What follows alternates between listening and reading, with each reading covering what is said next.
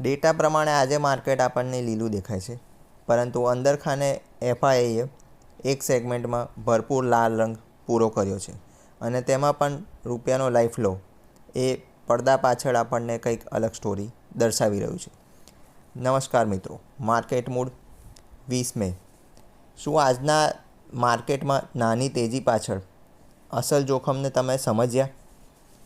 તો સ્ક્રીન પરના નાના દેખાતા લીલા રંગથી તમે છેતરાતા નહીં.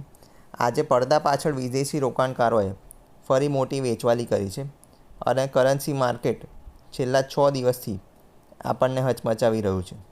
ચાલો ડેટા કનેક્ટ કરીએ અને અંદરથી વિશ્લેષણ કરીએ. નિફ્ટી 23,659 પોઈન્ટ પર બંધ, 41ના વધારા સાથે.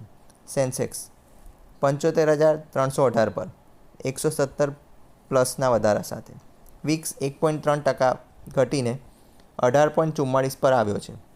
પરંતુ આ શાંતિ આજના મોટા સૌથી ચિંતાજનક સમાચાર રૂપીમાંથી આવી છે.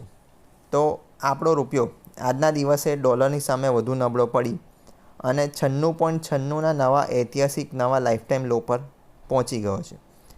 રૂપિયો આટલા ઝડપથી તૂટવો એ બજાર માટે સૌથી ગંભીર સંકેત છે.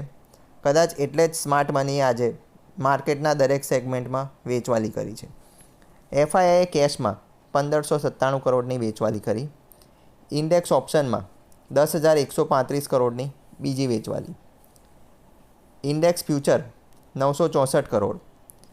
Stock future 930 crore. Stock option 318 કરોડનું વેચવાલી. વિદેશી રોકાણકારો એક પણ સેગમેન્ટમાં ખરીદી કરી નથી. તેની સામે ડીઆઈઆઈએ એક મોરચો સંભાળીને 1968 કરોડની બાઇંગ કરી અને માર્કેટને સપોર્ટ આપ્યો, જેના કારણે માર્કેટ આજે ગ્રીનમાં બંધ રહ્યું. તો આજના દિવસે તમારું વિશ્લેષણ શું રહ્યું મિત્રો? કોમેન્ટમાં જણાવો. જય હિન્દ, વંદે માતરમ.